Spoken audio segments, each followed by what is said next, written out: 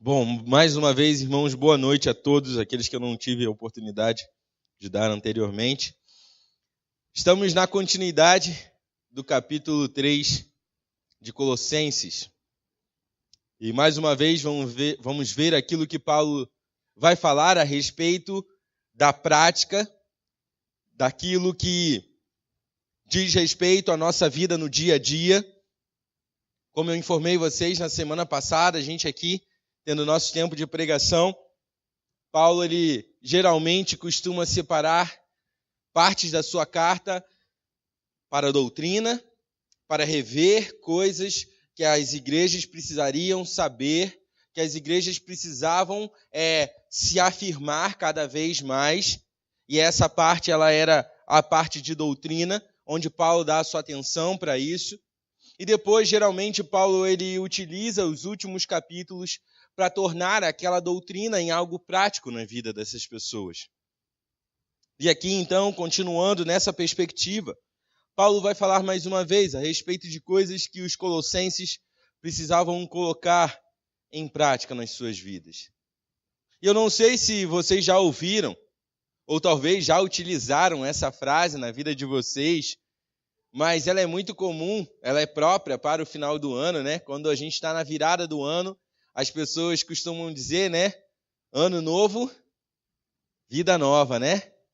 E essa frase, talvez, ao longo das nossas vidas, ela tenha sido usada mesmo por algum de nós.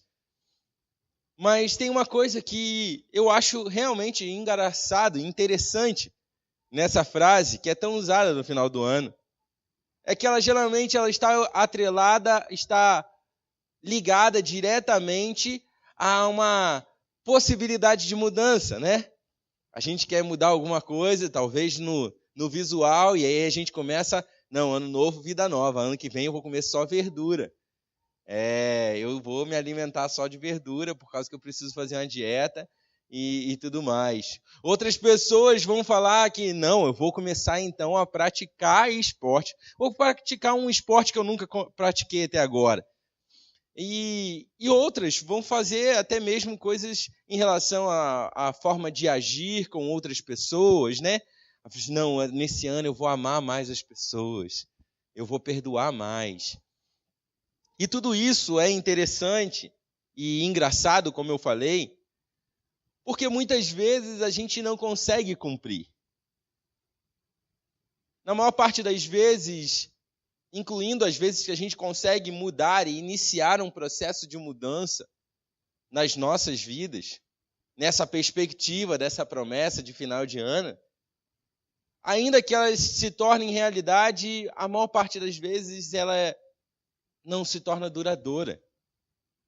Depois de um tempo, a gente já se acostumou e talvez você pense, poxa, mas eu já mudei bastante coisa. Mas eu me adaptei muito no início do ano. E agora eu só estou administrando essa adaptação. Muitas vezes a gente para de enxergar que essa mudança deveria ser contínua e ininterrupta. E Paulo vai falar algo parecido aqui.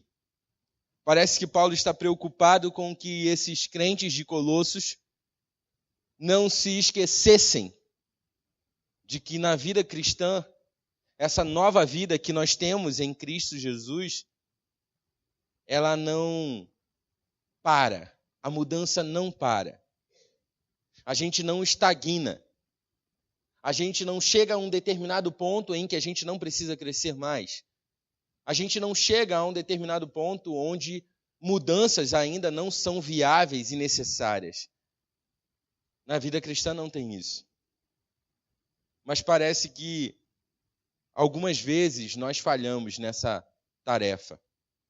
Nós olhamos talvez as mudanças iniciais e naturalmente é nítido isso na vida de alguém que foi alcançado de fato por Cristo Jesus.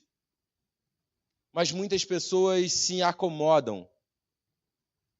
Talvez olhando para a realidade de que de Cristo Jesus já operou mudanças na vida dela, talvez ela se acomode, ela se considere como alguém que já mudou o que precisava mudar.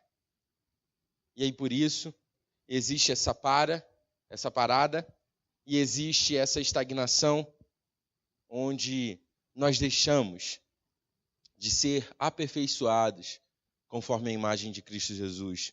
Paulo está preocupado com isso. E como vimos na semana passada, Paulo falando sobre a realidade da vida desses crentes, a necessidade que eles tinham de procurar, buscar e pensar nas coisas do alto. Paulo ele vem preparando os primeiros 4 versículos, mostrando para eles isso. Olha, vocês precisam se lembrar de uma coisa. Se vocês ressuscitaram com Cristo, e eu creio nisso, Paulo falando para eles, eu creio que vocês ressuscitaram com Cristo, não deixem de buscar as coisas do alto e não deixem de pensar nas coisas do alto. Porque é assim que pessoas que foram ressuscitadas juntamente com Cristo Jesus pensam e agem. E agora então, continuando o capítulo 3, nos versículos de 5 a 11, Paulo vai expressar essa preocupação com a mudança. Paulo quer que eles entendam o que de fato é nova vida em Cristo. Paulo quer que eles entendam a perspectiva não meramente daquilo que eles poderiam estipular por alguma coisa. Poxa, Paulo ensinou a gente a combater os falsos mestres. Se a gente fizer isso, isso representa que nós temos uma nova vida em Cristo Jesus. Não somente isso. É algo muito mais profundo. É algo que não para. É algo que não termina aqui na terra.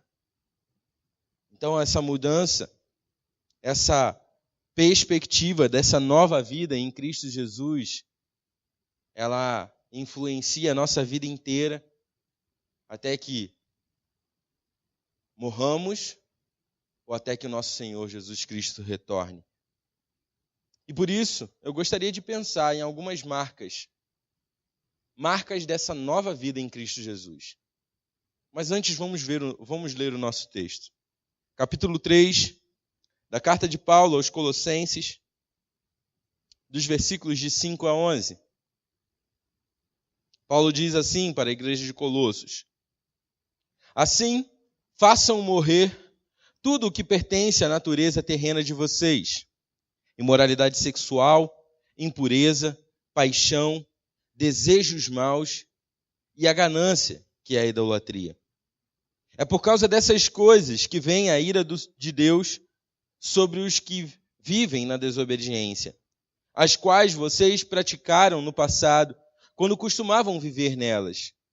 Mas agora, abandonem todas essas coisas: ira, indignação, maldade, maledicência e linguagem indecente no falar.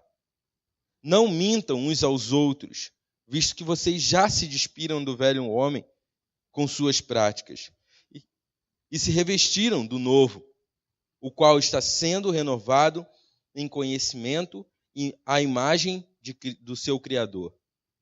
Nessa nova vida, já não há diferença entre grego e judeu, circunciso e incircunciso, nem bárbaro e cita, escravo e livre. Mas Cristo é tudo e está em todos. Amém? Vamos orar? Senhor Deus, nosso Pai, nesse momento em que abrimos a Tua palavra, a nossa oração é que o Senhor fale aos nossos corações por meio dela. Que aquilo que nós compreendemos, ou aquilo que nós achamos que compreendemos, Pai, seja derrubado por conta da Tua palavra. E que a Tua palavra estabeleça a verdade e o centro das nossas vidas. Deus, a nossa oração por esse momento é que o Senhor fale diretamente aos nossos corações. Que o Senhor confronte realidades nas nossas vidas.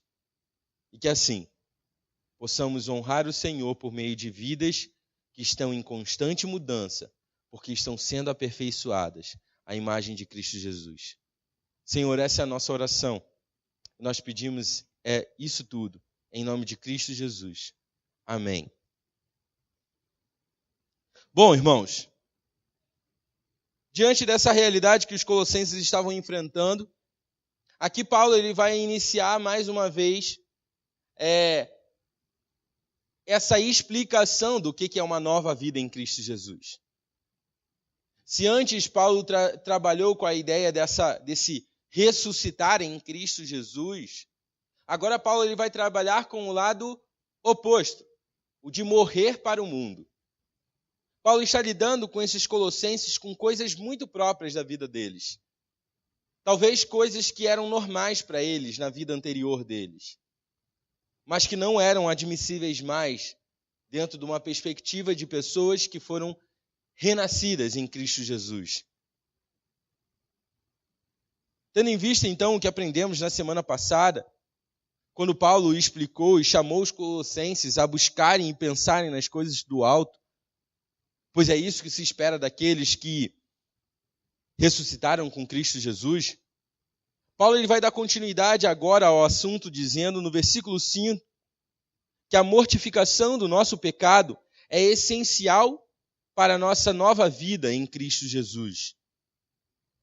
A mortificação dos nossos pecados, ela é indispensável na vida daqueles que receberam vida em Cristo Jesus.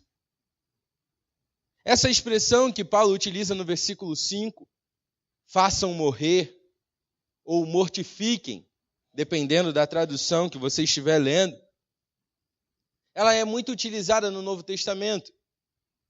E essa expressão de fazermos morrer a nossa carne, ela é utilizada algumas vezes no Novo Testamento, como por exemplo em Romanos 8:13, Efésios 5:18 e outras vezes também ao longo da palavra de Deus. Mas o fato é que todas elas apontam para a necessidade de lutarmos contra a nossa natureza carnal. Todos nós temos impulsos, desejos, com os quais devemos lutar com a finalidade de fazê-los morrer. E Paulo está chamando a igreja de Colossos para isso. Meus irmãos, vocês não podem viver amigavelmente com o pecado. E a impossibilidade disso na vida de vocês é que eu tenho a convicção de que vocês ressuscitaram com Cristo Jesus. Então, diante desse pensamento, vocês precisam fazer morrer a vontade da carne de vocês. Mas por que devemos fazer isso? Talvez surgisse essa pergunta, vindo dos colossenses. Por que, Paulo, nós devemos, então, mortificar a nossa carne? Por que, Paulo, nós temos que lutar, então, contra esses impulsos, esses desejos, que a princípio Paulo coloca aqui diretamente na área de sexualidade? Por que nós temos que fazer isso? Talvez essa seria a pergunta a se fazer. O apóstolo Paulo, ele vai responder para a gente isso logo na sequência, no versículo 6. O versículo 6 do capítulo 3 diz assim: vocês devem se mortificar os pecados da sua carne, os desejos das carnes de vocês, porque essas coisas promovem a ira de Deus sobre os que vivem na desobediência. O pensamento de Paulo aqui é muito simples. Paulo vai explicar para eles: olha só, meus irmãos, eu quero que vocês entendam o seguinte: viver em pecado corresponde àqueles que são os filhos da desobediência. E sobre os filhos da desobediência está a ira do Senhor. Talvez relembrando aquilo que Paulo fala em Efésios, quando ele vai falar para aqueles crentes que estávamos debaixo da ira do Senhor. Talvez lembrando de coisas no Antigo Testamento, quando a palavra de Deus diz que sobre a iniquidade dos homens pairava a ira do Senhor. Ou que talvez em momentos do momento da nação de Israel, onde Israel desobedecia o Senhor, e a palavra de Deus dizia que o cálice da ira do Senhor se transbordava porque eles estavam praticando iniquidade. Iniquidade, pecado, viver numa prática pecaminosa não corresponde a alguém que é agora filho de Deus. Não corresponde. E Paulo está dizendo isso para esses crentes. Meus irmãos, prestem atenção. Pecado, viver praticando o pecado, tendo prazer em práticas pecaminosas, é típico dos filhos da desobediência e não dos filhos de Deus.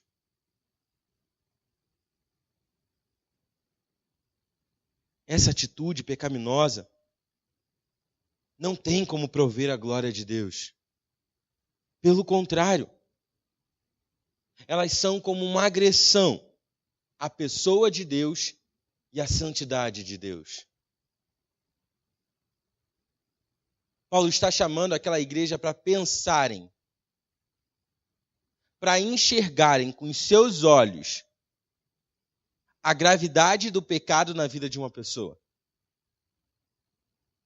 Ele está chamando esses crentes aqui para não se contentarem com uma vida que já apresentou mudança, para não caírem no erro de não querer mudar mais agora.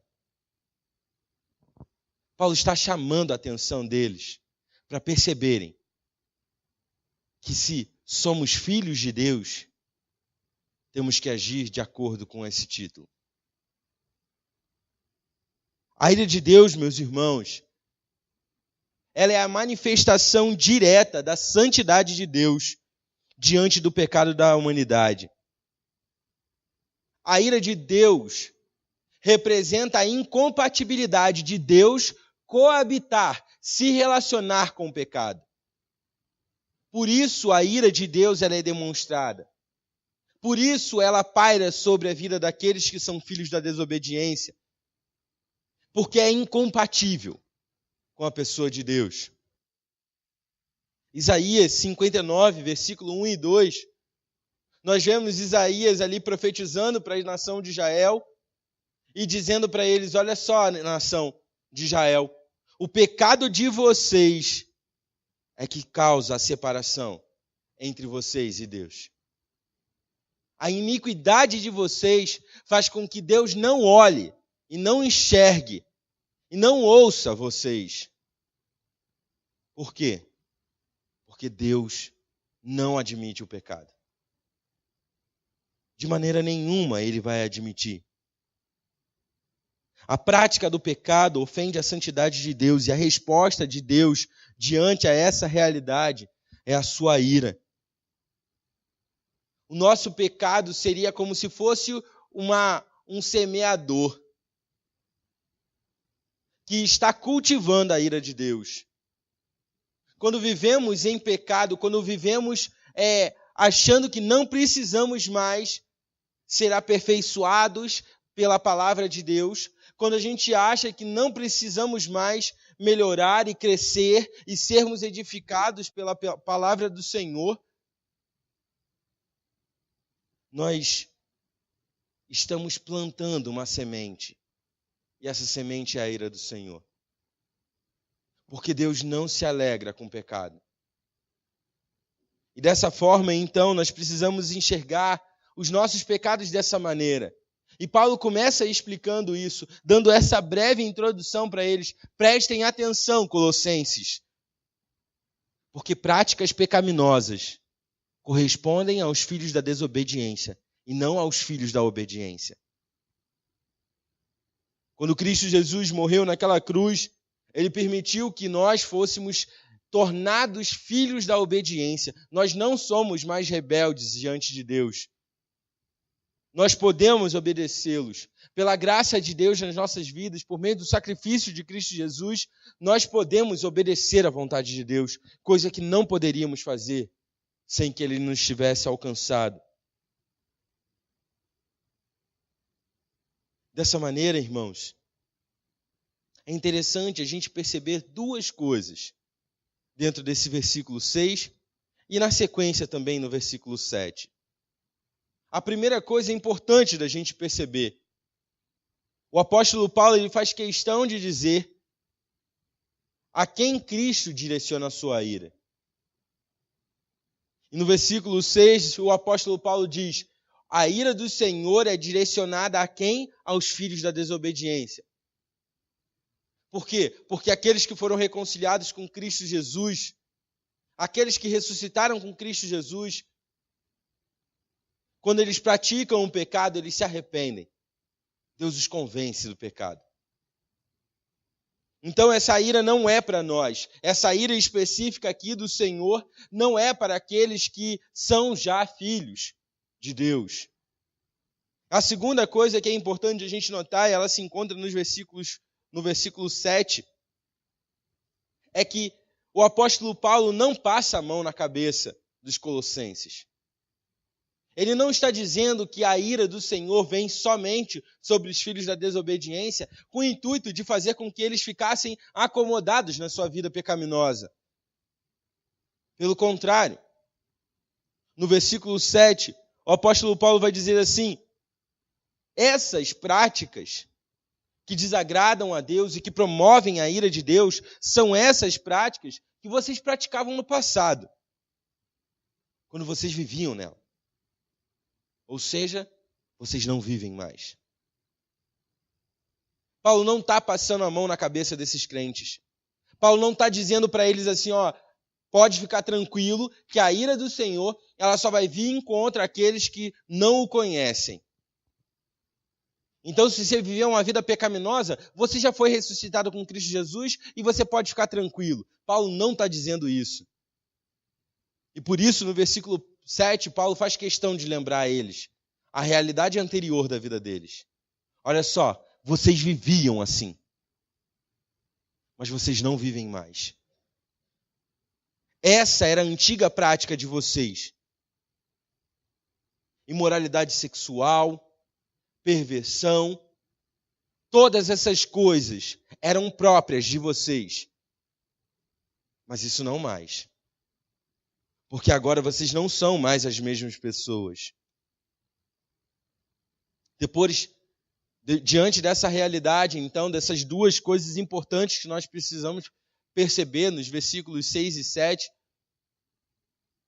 depois deles serem relembrados da forma como eles viviam anteriormente, a sua antiga vida, antes de Cristo Jesus os salvar, o apóstolo Paulo, então, no versículo 8, ele vai dar uma ordem direta contra aqueles que ainda tinham dúvidas, que talvez estivessem confusos com relação ao pecado.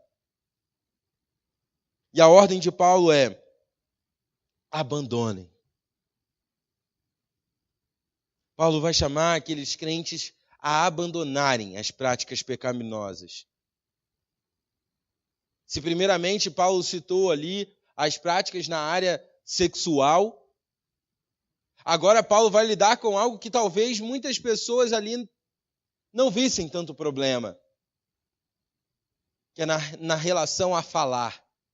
Ira, maledicência, fofoca. Tudo isso Paulo cita para que eles pudessem perceber que tudo isso é pecado.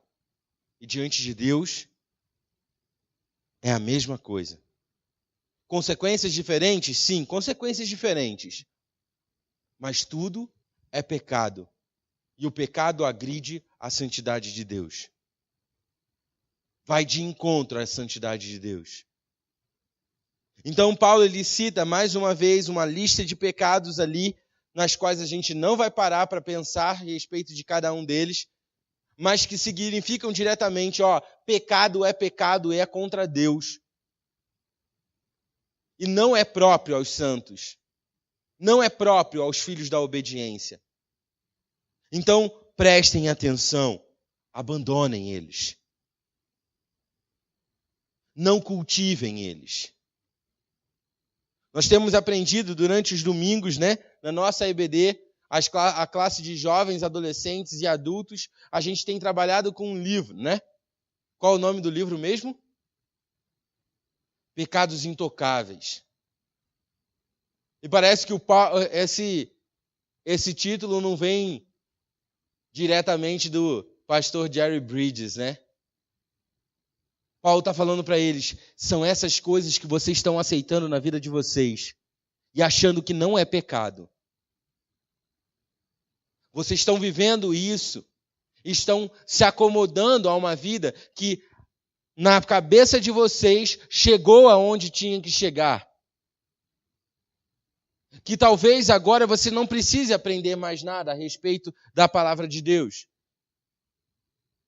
Mas é mentira. Abandonem os seus pecados. Mortifiquem os seus pecados. Na continuação do versículo, Paulo justifica essa ordem.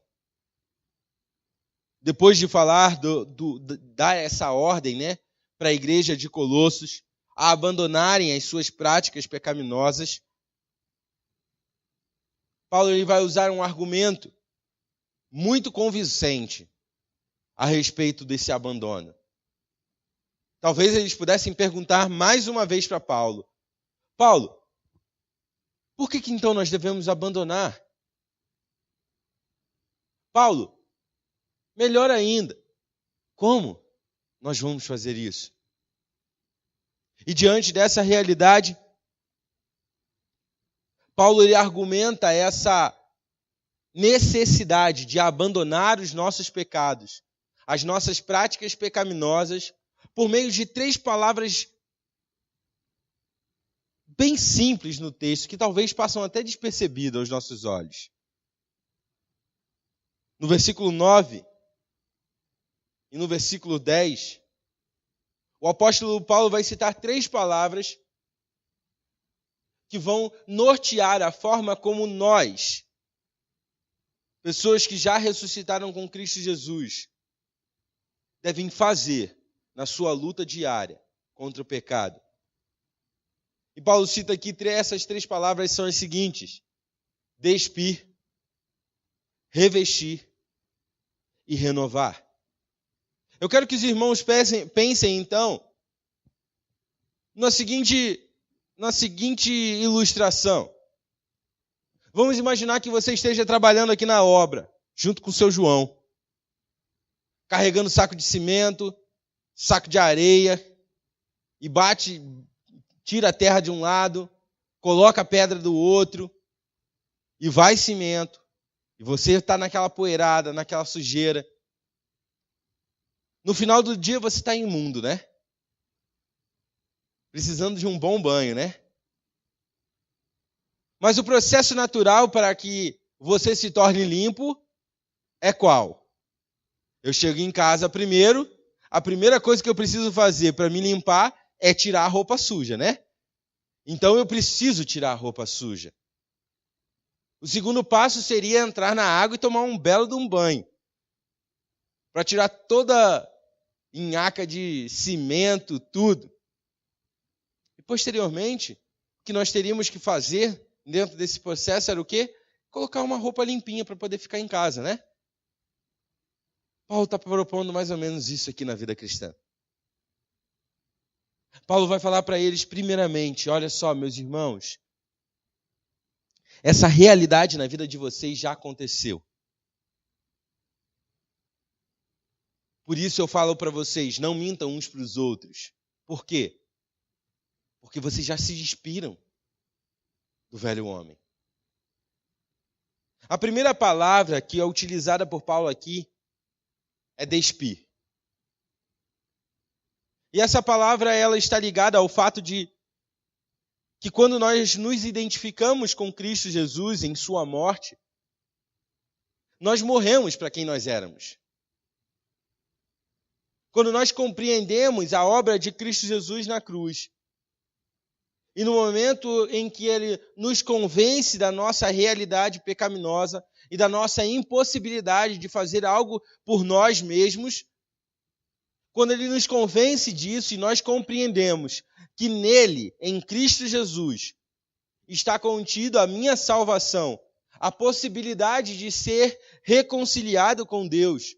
Quando eu entendo isso, Paulo vai dizer que nós nos despimos. Nesse momento em que nós compreendemos essa realidade, nós estamos tirando a roupa suja.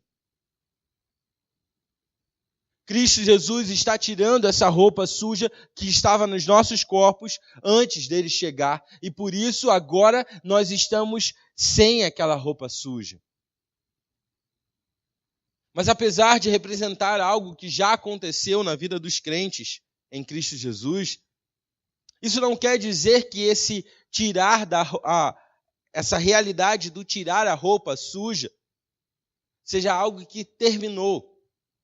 Porque nós sabemos que nós não fomos libertos ainda da natureza pecaminosa. Então, Paulo está propondo aqui para esses crentes pensarem: meus irmãos, vocês já se despiram da roupa suja. O homem que vivia anteriormente não vive mais. Mas parem de colocar a roupa suja de novo. Não adianta nada vocês se despirem da roupa suja, entrarem no banho e vestirem a roupa suja de novo. Não adianta. Se livrem dessa roupa. Abandonem essa roupa. A primeira palavra que Paulo utiliza, então, é se despir. Dispam-se dessa realidade que era própria a vocês anteriormente a Cristo Jesus. Vivam essa realidade nova.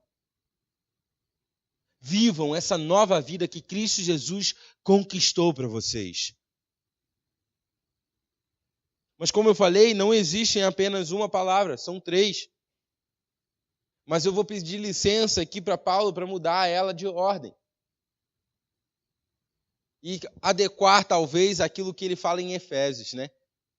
Em Efésios 4, no versículo de 22 a 24, Paulo vai utilizar a mesma ilustração para a igreja de Éfeso. Só a única diferença é que no processo ali, onde ele está falando para Éfeso, ele menciona a despir-se, renovar a sua mente, revestir do novo homem. Então eu vou utilizar essa perspectiva de Paulo lá em Efésios, porque aqui entraria então a necessidade de uma renovação. Paulo vai falar isso no versículo 10, na segunda parte do versículo 10, na verdade. Paulo vai falar que estamos sendo renovados em conhecimento, conforme a imagem de Cristo Jesus. O renovar seria esse momento em que o homem ali que estava sujo despiu-se da sua roupa, livrou-se da sua roupa e agora ele entra para o seu banho. Eu vivi algo muito parecido com isso quando eu fui fazer uma atividade do seminário lá na Cracolândia. E naquele momento onde a gente chama ali as pessoas de rua que estavam ali, muitos dormindo na frente ali da calçada da Cracolândia de São Paulo, que agora a gente chama de Cristolândia, né? Tinha um serviço que muitas pessoas não queriam fazer, e aí a gente precisa fazer, e aí foi eu e mais um amigo meu trabalhar na parte do banho. Uma realidade difícil. Pensando na perspectiva, naquelas pessoas, pensando em pessoas que estavam ali na rua há semanas, com a mesma roupa suja, todos os dias.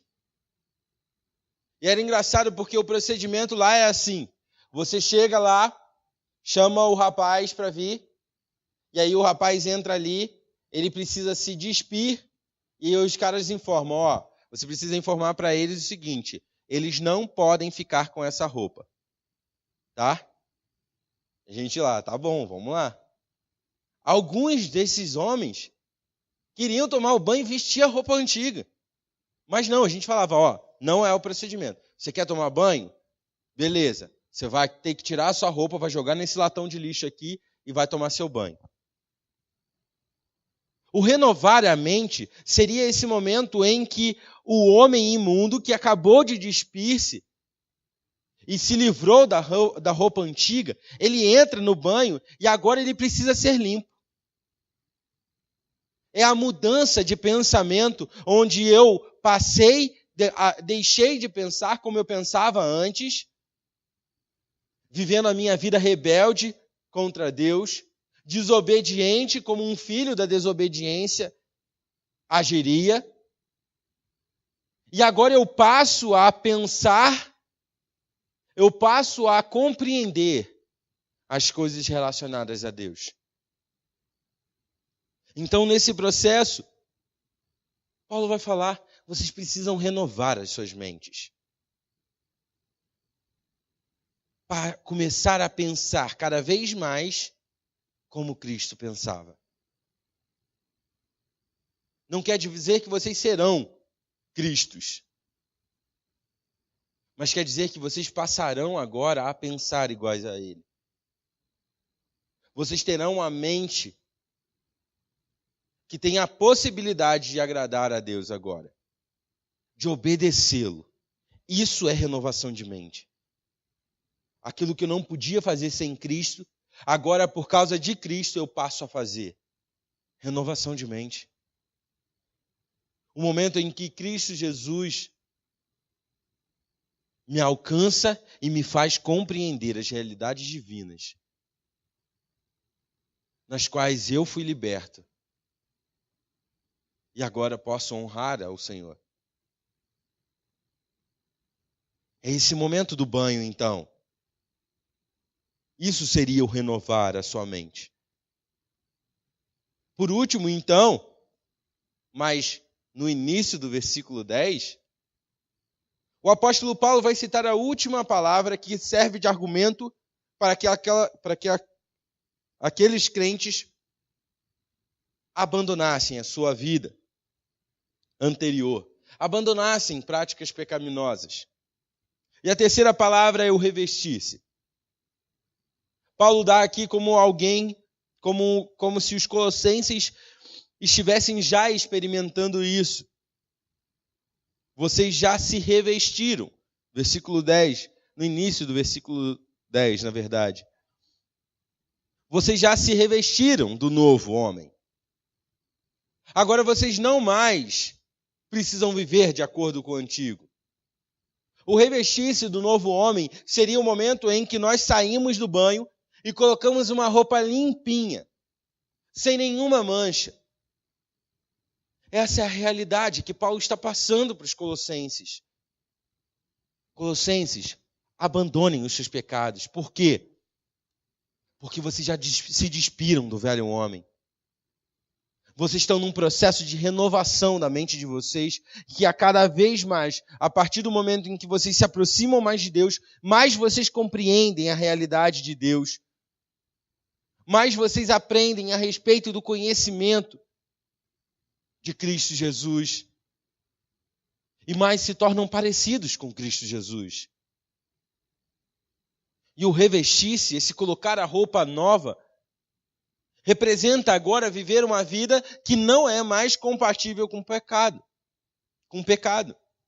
Não é mais compatível com aquela roupa suja.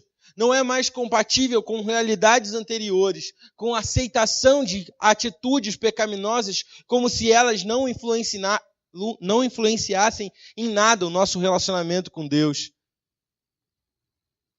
mas que influenciam diretamente. Agora, eu, como sendo revestido desse novo homem, eu preciso viver de acordo. Eu não posso mais querer pegar minha roupa suja. Eu não posso querer tornar-se aquele que eu era antes de Cristo Jesus. Paulo está chamando esses colossenses para perceberem a beleza dessa nova vida. Enxerguem a realidade que Cristo Jesus promoveu na vida de vocês. Vocês foram despidos do velho homem. Vocês foram renovados de acordo com a mente de Cristo Jesus. E vocês foram revestidos do novo homem, conforme a vontade de Deus, que pode praticar a justiça de Deus e que assim honra esse Deus. Isso é nova vida. Isso é ter nova vida em Cristo Jesus. Esse momento em que Paulo ele utiliza essa ilustração serve muito bem para a nossa aplicação. Despir-se do velho homem corresponde, na minha e na sua vida, O abandono de práticas pecaminosas. Ah, Paulo, mas isso já sabia, muito óbvio. Beleza, mas é simples assim. Paulo vai falar em Efésios 4, 25 até o 30. Ele vai explicar para aquelas pessoas, olha só, como que vocês devem fazer. Você mente? Tá bom. Então, despir-se é não mentir mais. Entenderam? Beleza. Agora Paulo vai passar para o próximo ponto. Renovar a sua mente é, sabe o quê? Entender que aquele que não mente não está de acordo com a vontade de Deus. Renovar a mente é perceber que aquele que quer agradar, que está com a mente renovada por Cristo Jesus, ele entende que falar a verdade corresponde a agradar a Deus. E ele faz isso por quê? Porque ele entende que são irmãos uns dos outros em Cristo Jesus. Despir-se, parar de mentir. Renovar a mente, entender que a verdade é procedente de Deus. Revestir-se do novo homem é compreender que falando a verdade eu edifico os meus irmãos e não maltrato, e não amaldiçoo, e não destruo eles. Paulo continua no versículo posterior. Você rouba.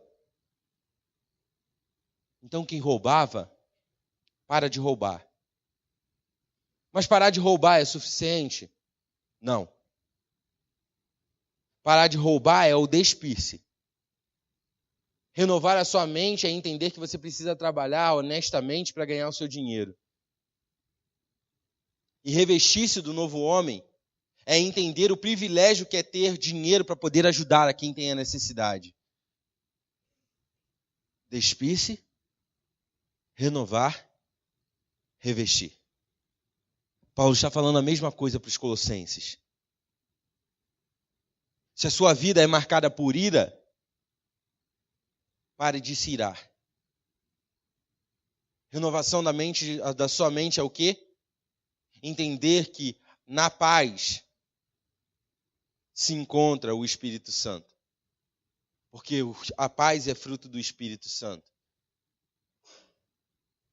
E o revestir-se é entender que o meu coração, apaziguado pela obra de Cristo Jesus na minha vida, faz com que eu transmita graça para as pessoas que me ouvem. Não ódio, não ira, não briga, nem contenda. Eu transmito graça. Isso é aplicação. Paulo está mostrando para a gente a forma como nós vamos lutar, abandonar os nossos pecados, para que dessa maneira possamos viver de acordo com a vontade do nosso Deus. Paulo está dizendo aqui para esses crentes que um crente de verdade, um crente em Cristo Jesus, ele não torna a vestir as roupas sujas. Diante dessa realidade de uma nova vida em Cristo, o apóstolo Paulo então conclui no último versículo, declarando algo extremamente próprio para aquele momento. Ele vai falar assim, meus irmãos, diante dessa compreensão de despir-se do velho homem, renovar a mente de vocês, revestir-se do novo homem, entendendo que isso é o processo pelo qual nós trabalhamos para abandonar os nossos pecados, entendam que nessa nova vida já não existe mais grego, nem judeu, não existe mais circunciso e incircunciso, não existe mais escravo ou livre, não existe mais bárbaro ou cita, mas Cristo é tudo e Ele está em todos. A conclusão de Paulo, ela tinha o objetivo de mostrar para a igreja de Colossos que não existem mais diferenças entre os homens diante da obra salvífica de Cristo Jesus. Sejam essas diferenças as quais forem. Sejam diferenças nacionais, culturais, sociais, raciais. Nada disso tem influência diante da obra de Cristo Jesus. Pois Jesus Cristo é o Salvador de todo aquele que professar, que crê que Ele é o Filho de Deus e que Ele é o Salvador, a solução da humanidade para o pecado. Cristo é tudo e Ele está em todos. Ele é tudo. Diante da obra de Cristo não existe nada que faça diferença entre homens. Deus salva quem Ele quer, na hora que Ele quer, da maneira que Ele quer, sem pensar em raça, nacionalidade, cor, nada. Essa é a graça de Cristo Jesus, essa é a maravilhosa obra de Cristo Jesus, pois Ele pagou o preço por cada um de nós. Paulo não queria que eles se garantissem nessa mudança inicial que acontece na vida de pessoas. Deus salva, Deus faz compreender da realidade, essa pessoa entende isso, confessa a Cristo Jesus, mas por talvez num determinado momento da sua vida, entendendo que já mudou demais, acha que não precisa mais mudar. E por isso fracassa. Paulo não queria que eles se garantissem nessa mudança inicial. Porque uma nova vida em Cristo é baseada numa contínua e duradoura mudança. As mudanças que vão acontecendo em nossas vidas não podem nos tornar crentes acomodados e apáticos. Pelo contrário, hoje eu entendo mais sobre o meu pecado do que eu entendia ontem. E por isso eu estou mais capacitado ainda, por Deus, para lutar contra ele.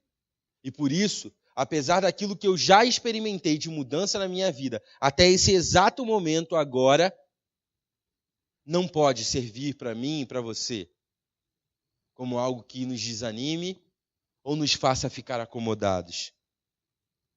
Pois Deus quer ver Cristo formado em cada um de nós. E de acordo com a Bíblia, isso só será concluído no dia em que Ele voltar. Ou como Paulo falou, no dia em que Cristo, que é a nossa vida, se manifestar.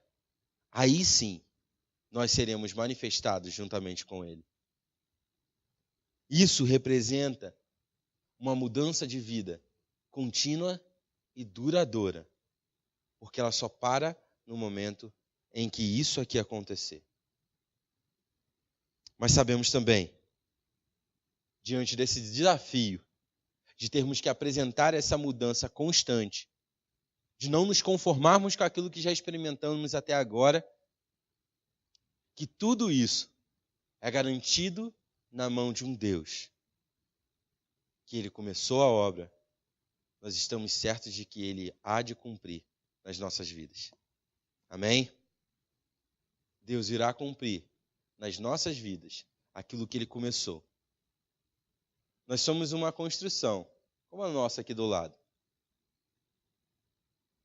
Está em processo. Não está acabada ainda. Tem muita coisa para fazer ainda. Não podemos, então, nos acomodar com as mudanças iniciais que apresentamos em nossas vidas por conta da obra de Cristo Jesus. Porque ela, nas nossas vidas, promove uma mudança constante, contínua e duradoura. Fazendo isso, entendendo isso, nós vamos conseguir cumprir com essas marcas de uma nova vida. Uma nova vida é marcada por uma luta constante contra o pecado.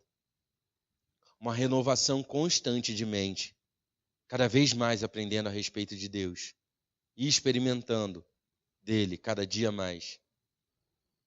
Tudo isso representa marcas de uma nova vida em Cristo Jesus. Amém? Vamos nos colocar de pé? Vamos orar e pedir para o nosso Deus para que Ele nos dê um bom tempo também de compartilhar e oração. Senhor Deus, nosso Pai, muito obrigado por essa noite, muito obrigado pela Tua palavra, Pai, que falou mais uma vez aos nossos corações. E Deus, primeiramente, antes de tudo, queremos pedir perdão, Pai, porque muitas vezes nós falhamos com compreender de maneira errada as nossas mudanças. Muitas vezes nós olhamos para as mudanças que o Senhor já promoveu nas nossas vidas e nós, erroneamente, nós nos acomodamos com elas, achando que não precisamos mais mudar, achando que não precisamos mais crescer diante da Tua palavra. Senhor, nos perdoa por isso, Deus. Sabemos que estávamos errados. E por isso, Deus, te pedimos ajuda, Pai, para que a cada dia a gente possa reavaliar a nossa vida. Para que a cada dia a gente possa olhar e mortificar os nossos pecados, abandonar os nossos pecados, por meio de uma prática ativa de estar-nos sempre despindo das coisas velhas, renovando a nossa mente conforme a Tua palavra e nos revestindo do novo homem. Deus, nos ajude nessa tarefa, Senhor. Para que a gente possa, dessa maneira, Pai, nos apresentarmos como filhos obedientes diante de Ti. Deus, nos ajuda a compreender mais a respeito dessa nova vida que o Senhor nos concedeu em Cristo Jesus. Senhor, nós fazemos essa oração porque sabemos que precisamos do Senhor. Porque reconhecemos que se o Senhor não agir nas nossas vidas, os nossos esforços de nada terão valor. Por isso, Pai, colocamos diante de Ti total dependência da nossa parte, da Sua ação nas nossas vidas, para que dessa maneira possamos honrar o Senhor. Senhor, abençoa o nosso tempo também agora de compartilhar e de oração. Que seja um momento de fato proveitoso e edificante para cada um. Que todos nós possamos compreender a grandeza e o privilégio que nós temos de presenciar esse momento uns na vida dos outros. Que esse momento também seja para a honra e glória do Teu santo nome, Senhor. Essa oração que nós fazemos, Pai, nós a fazemos em nome de Cristo Jesus. Amém.